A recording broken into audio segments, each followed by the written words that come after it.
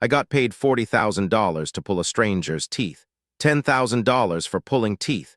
That was the job description. I don't think the words even registered before I clicked accept. I saw the pay and booked the gig as fast as my thumb could move. Within minutes, I was in my mom's pickup, heading out toward the address listed in the app. The infamous SideGigz app, the latest craze in the gig economy we've come to know and love. The jobs aren't always as weird and cryptic as this one, but the tame ones don't pay as well either. When I first signed up, I started with conventional stuff: food delivery, taxi service, amateur landscaping. Not a lot of effort if you're willing to accept minimal pay. But if you really want to make a living, you gotta scroll all the way to the bottom. That's where the good stuff lies. The odd jobs. The jobs that pay well because nobody is willing to do them. Now, it's not what you think. The app does its best to filter out the sexual stuff. The jobs are just odd. The first one I took had a heading that read, "Big pile of rocks need moving." No other details. $500 offer. $500 to move rocks. I could hardly believe it. The address alone was enough to scare off a casual browser. I showed up to a dusty trailer park with a wheelbarrow and some gloves in the back of my car. I thought I'd be met with some pet project. A new driveway, perhaps? Nope. A fidgety man with 2 teeth greeted me in dusty blue overalls. He packed his lip and pointed to the pile of boulders in his front lawn, said I just needed to move them to the back. When I asked where, he simply replied, "Wherever," before hobbling back inside. I didn't understand, but I obliged. The job took about an hour. I offered to do more, but the man refused. He tossed me a stack of bills and waved me off. I sat in the truck in silence. The money felt heavy in my hand as I tried to make sense of what I'd just done. Just when I thought it couldn't get any stranger, the man came back out of his house. He must have thought I already left. Probably best he didn't see me lingering. I pulled out slow as he walked in a hurry to the back of his trailer. He approached the new pile of rubble and began carrying one of the boulders back to the same spot I moved it from. I couldn't believe it. What was the point? Why pay so much to move the pile? Did he just like watching dudes carry rocks to his backyard? I spent the whole drive home turning it over in my head and came up with nothing. Some jobs don't make sense. I learned to live with that. I didn't fret over this interaction for long. I took another job shortly after that made me forget all about it. A woman paid me to come name her kittens. She claimed she made a deal with an entity a long time ago that would lay waste to all that she claimed in exchange for some heroin. Having someone else name her belongings was a way to circumvent that. Or so she said. I sat on her shag carpet for an hour with a litter of 6 kittens, trying out names until she felt safe. I left with $600 and the smell of kitty litter on my clothes. That same day, I was picking up a bouquet of flowers for someone's mom. You really never know what you're gonna get. Sure, the gigs can get a little creepy, but it honestly doesn't bother me.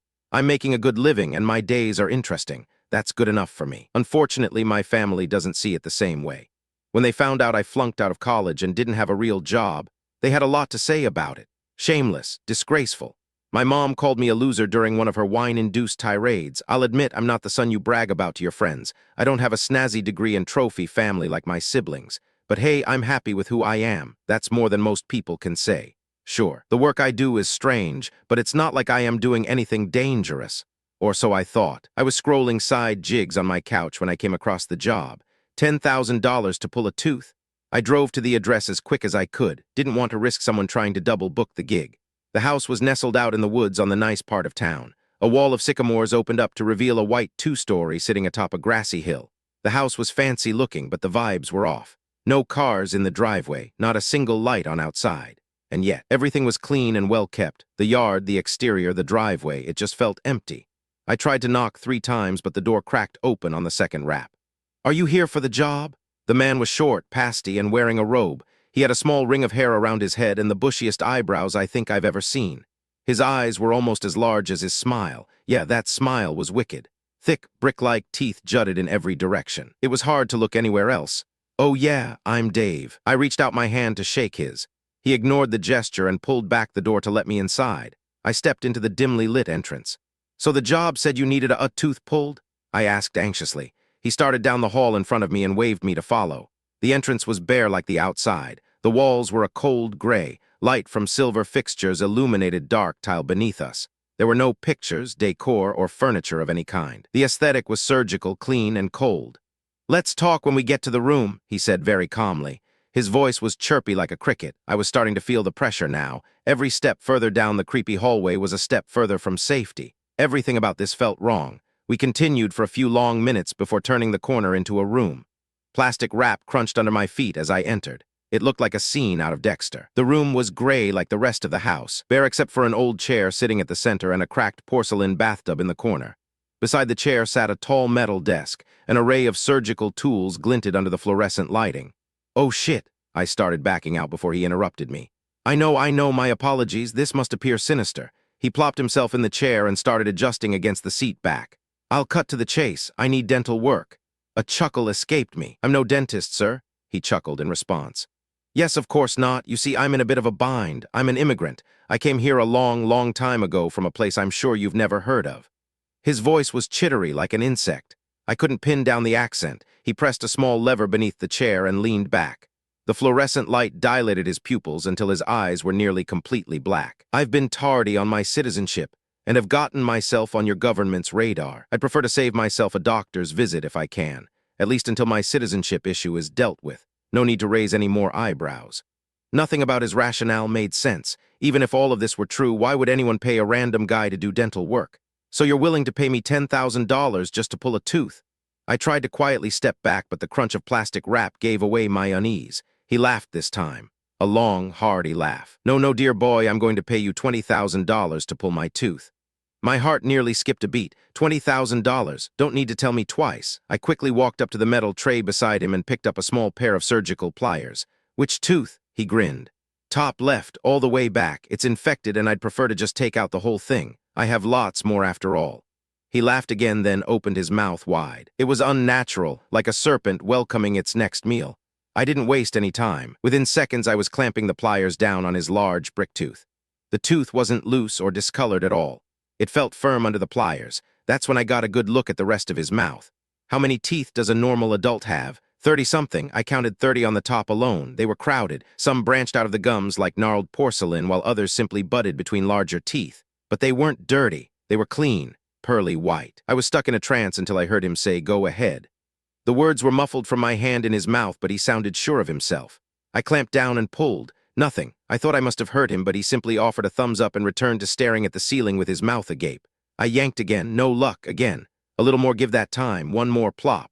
I almost fell backwards, but caught my balance at the last moment. The large tooth was finally out. Bits of gum tissue and nerve endings hung loosely at the base. I dropped it on the metal table beside the chair and decided it was time to talk business. "So about the money?" 40,000, he muttered. His body remained fixed in the chair. His eyes were glazed and blood dribbled down his chin from my handiwork. 40,000 for one tooth, he chuckled, blood spraying across my shirt and catching me in the face. I started frantically wiping it off. "No, 40,000 for you to keep going." I smeared what remained of the blood off my forehead and took another step back. "How many teeth?" He spat a clot of blood onto the plastic wrapping below and sunk back into the operating chair. "Until I say stop." He shot me a bloody grin and opened his mouth once more. A rational man would have ran. For some reason I couldn't bring myself to. Maybe the other jobs just desensitized me. Maybe the money was too good to pass up. Whatever the reason, I decided to let it play out. I got to work on the other side of the mouth. This next tooth was smaller and round, not bricky like the first one. It popped out with a loud click. The blood really started to flow now. He didn't even wince, same as the first time. I pulled the tooth beside it, working my way around the morbid ring of enamel. 2, 3, 4 teeth. The blood was getting unmanageable. He kept having to take spit breaks just so I could see what I was doing. The swelling in his head was gnarly. Then came the pain. Small whimpers and groans escaped the strange man. His hands were tight and pale as he gripped the armrests at his sides. The sight was unbearable. The bloody pliers were heavy in my shaky hand. Bile was building in the back of my throat. I took a shallow breath and started backing away, but he gripped me by the forearm before I could get far. "See, sick." His mouth was so swollen he could barely speak at this point. 60,000, Don, stop. 60,000. There's no way he's telling the truth. 60,000 for this, and yet I chose to believe. I swallowed hard and got back to work.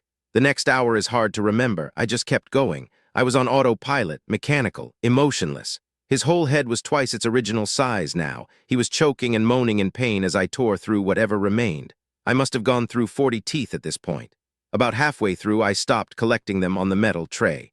I let them fall to the waxy, plastic-covered floor. I tried to remain focused, but questions kept bubbling up in my mind.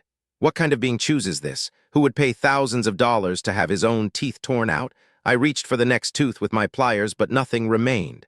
I removed them all, every single one. I turned away from the mess in front of me and vomited onto the floor. I was trying to compose myself when the man began to stir. He stumbled out of the chair and began making his way toward the porcelain tub in the corner of the room. His whole body from the nose down was covered in crimson. The pain crippled him, pressing his broken body to the floor. He got on his knees and felt his way to the rim of the tub. His eyes were swollen shut so he could no longer see. I watched in horror as he dropped the blood-stained robe and practically fell into the tub. Ice water splashed onto the wrapped floor, sending a wave of teeth and gore lapping at my feet. The broken enamel chattered at my blood-stained boots as if they were still anchored to a mouth. He sat himself up and rested his large head against the back of the tub. It was surreal watching this bobble-headed thing try to collect itself. Its eyes were swollen shut, gums spilling out of the middle of its stretched lips like loose intestines. Then I heard a sound, a wheezy laugh. His body jerked and spasmed as chuckles escaped the small gaps in his face. Just then, I heard loud raps upstairs. Tiny footprints were approaching from somewhere above. None of this was making any sense. I had to get out. I sprinted back the way I came. The fluorescent lights above pulsed overhead as I made my way to the exit. I could still hear the laugh, the sound of many things making their way to the bloody mess I helped create. I was a few strides from the front door when something snagged my foot and sent me tumbling into the doorframe. I shook the fall off and frantically ripped the culprit off my foot. It was a bag. A dark bag that blended into the black tile floor so well I could barely see it. Stacks of bills were spilling out the top. This was my payment. Someone or something arranged for me to have it. I grabbed the 2 black duffels and made my way out the door. Before I knew it, I was peeling down the long cement road under the cover of sycamores. I'm not sure what to think about what happened that night. I haven't even bothered to check the bags of cash. They're still in the back of my car. A bloody reminder of the hell I put myself through for money. When I close my eyes, I still see him. I can't get the image out of my head, the toothless laughing thing convulsing in the bathtub. As I sit here in bed, a sound startles me. It's SideGigz. I received a new message. It's the man from yesterday, just a single line of text, an ominous 4 words. Same time next week.